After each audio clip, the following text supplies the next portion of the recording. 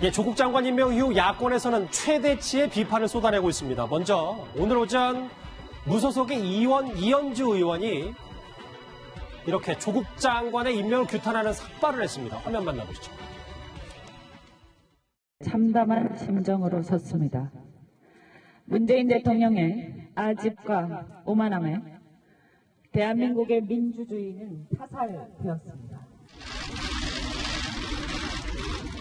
대한민국 이대로 무너져서는 안 된다고 생각하고. 삭발까지 한 이현주 의원. 근데 장혜철 평론가님, 원래 이현주 의원하고 조국 장관하고 약간의 연결고리가 옛날에 있지 않았었어요? 네, 예를 들면 영도 같은, 부산 같은 연고에서도 지금 카운터 파트가 될 수도 있다, 이런 이야기도 나오고 있는데, 한때 조국 장관 같은 경우는 총선에 차출될 거라는 이야기가 꽤 있었어요. 더불어민주당의 전재수 부산시당 위원장이 특히 강력하게 조국 당시 민정수석의 총선 차출을 요구하기도 했었는데, 그렇게 된다면 어디로 갈 것인가 했을 때 이현주 의원도 영도에 연고가 있기 때문에 두 사람이 영도라는 특정 지역에서 만날 수도 있다.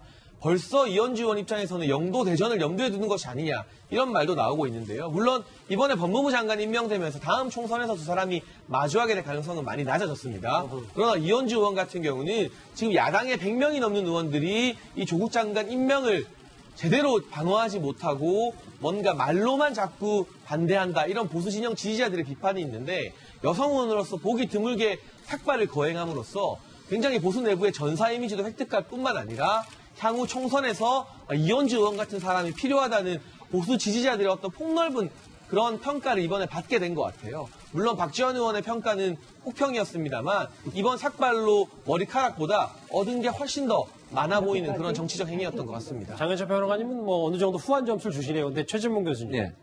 잠깐 언급을 하셨지만 정치권 중진들의 말은 이 삭발에 대해서 엇갈리고 있어요. 이렇게 보시면. 그러니까 홍준표 대표는 칭찬하는 얼마나 아름다운 삭발이 이렇게 칭찬을 했고, 박지원 의원은 국회의원이 하지 말아야 될 3대 쇼가 있는데 그 중에 하나가 의원직 사퇴하는 거, 두 번째는 삭발하는 거, 세 번째 단식, 이렇게 얘기를 하면서 예를 들면 사퇴한 의원 없고 머리 자르고 굶어 죽은 사람 없다, 이런 댓글을 달았어요. 그러니까 좀 부정적으로 보는 것 같아요. 박지원 의원의 입장에서는 아마 이현주 의원이 본인의 정치적 이유와 목적 때문에 저런 행동을 하는 게 아닌가라고 그렇게 의심을 하고 있는 걸로 보입니다. 홍준표 대표는 아마 그렇게 보는 것 같아요. 아무도 행동하지 않는데 이현주 의원이 나와서 행동한 부분을 또 긍정적으로 평가할 부분이 있다. 정치적으로 본인들이 보는 관점이니까 그거에 대해서 제가 뭐라고 얘기할 수는 없을 것 같고요. 이현주 의원의 행동은 어쨌든 정치인이 하는 모든 행동은 정치인 거니까 본인의 어떤 여러 가지 이유 때문에 했을 가능성이 있다는 생각이 들고요.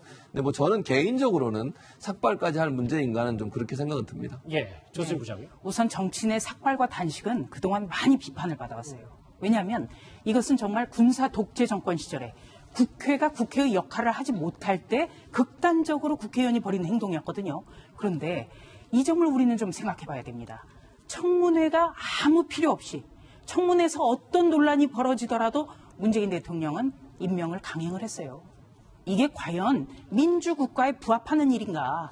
그렇다면 국회가 국회의 일을 지금 할 수 있는 정상적인 상황으로 우리는 봐야 하는가? 예. 이 점이 의문점이죠. 그리고 또 한 가지는 이번 조국 장관 후보자 인사청문회 때 가장 아마 논란이 됐던 분이 박지원 의원 같습니다.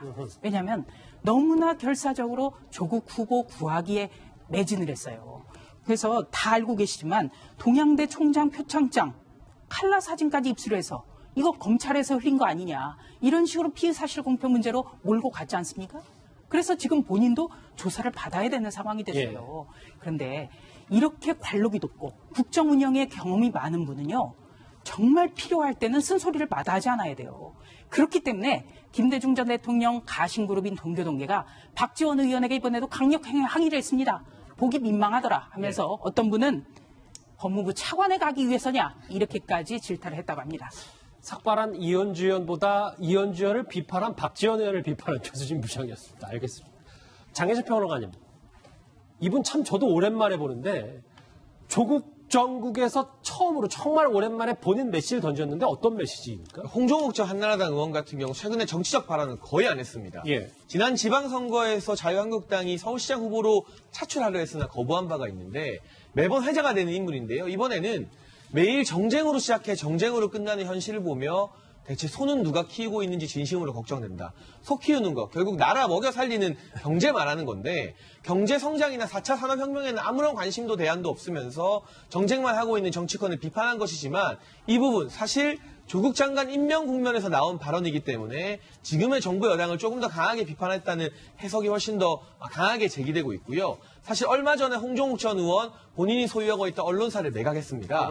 그때부터 정계 복귀를 위해서 시동을 거는 것이 아니냐는 이야기가 나오고 있고 지금 일반적인 보수 정치인들이 약하다고 평가받는 친환경 분야라던가 슬로우 푸드 이런 먹거리 분야에서 사업을 전개하면서 관심사를 끌어오르고 있거든요. 젊은 세대 그리고 진보적인 청년들과도 폭넓게 소통할 수 있는 인물이라는 점에서 앞으로 얼마나 더 발언을 하게 될지는 모르겠지만 보수 진영에서는 계속해서 러브콜을 할 수밖에 없어 보입니다. 그럼 장혜철 평론가님 개인적으로 생각할 때 조만간 홍정욱 전 의원 복귀한다고 보세요?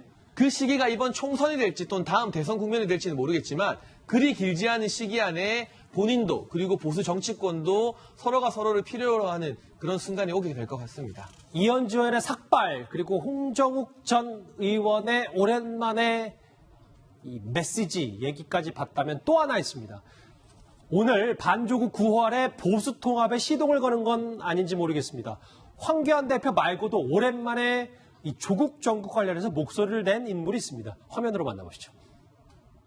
저는 대통령이 지금 정상인 상태가 아니라고 생각합니다. 그 대통령의 정신세계가 어떻게 되길래 저런 범죄 피의자를 법무부 장관 자리에 앉히면서 그런 말들을 국민 앞에 내뱉을 수 있느냐. 저는 조국 파면과 자유민주 회복을 위한 국민연대를 제안합니다.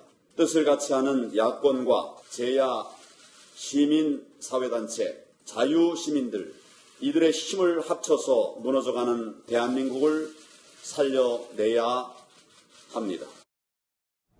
최진모 교수님, 저 유시민 대표가 공식석상에서 저렇게 마이크 잡고 얘기하는 거 정말 오랜만에 봤거든요. 유승민 대표? 예, 유승민 그렇죠. 대표. 그러면 유승민 대표 또한 이번에 반조국 연대 합류를 해서 보수 통합을 한다는 겁니까? 그렇게 보여질 수도 있을 것 같아요. 그게 무슨 말이냐면 이번 일을 계기로 해서 예컨대 조국 후보자의 또 조국 장관의 청문회 과정을 거치면서 보수들이 일정 부분 목소리를 같이 내는 부분이 있잖아요. 그런 부분들이 계기가 될 가능성이 있다고 봅니다. 물론 그럼에도 불구하고 자유한국당이 갖고 있는 어떤 그 친박이라든지 아니면 박근혜 전 대통령을 지지하는 그런 세력들과의 어떤 일정 부분의 거리를 두는 것이 전제돼야 되겠지만 유승민 전 대표 입장에서는 만약에 빅텐트를 치고서 보수 대통합의 어떤 깃발이 세워진다고 하면 그중에서 한 부분을 차지할 가능성은 충분히 있다고 보고요. 이번 기회를 통해서 그런 어떤 방향성을 모색하는 기회가 될 수 있다. 왜냐하면 총선이 얼마 안 남았기 때문에 그런 계산은 충분히 할 수 있는 상황이 아닌가 이런 생각이 듭니다. 조수진 부장, 그래서 지금 야권에서, 법야권에서 조국 파면 위한 국민연대라는 것까지 했는데 이게 또 얼마만큼 갈지가 모르겠네요. 네, 우선은요, 이 어떤 여러 세력이 구심점을 잡는다는 건 두 가지 정도 이유입니다. 첫 번째는 인물, 강력한 리더십을 가진 인물. 그래서 저 사람으로는 정권 창출이 가능하겠다. 이렇게 생각하면 되는 거고요. 두 번째로는 이슈입니다, 바로. 그러니까 어떤 다른 세력을 꺾기 위해서 합종 연행을 하는 경우죠. 그런데 이 보수 진영이 구심점이 그렇게 강하지 않기 때문에 이 국민연대가 과연 성사될까 여기에 대해서는 의문을 갖는 분들이 아직도 많아요. 저도 그렇습니다. 문제는 더불어민주당이에요. 민주당은요 1955년에 창당된 정당입니다. 그런데 국민의 눈높이와 국민의 상식에서 지금 과연 부합하는 행동을 하고 있는가? 더불어민주당이 어떻게 하느냐에 따라서 국민연대의 성사 가능성이 판가름 날 것으로 보입니다. 알겠습니다.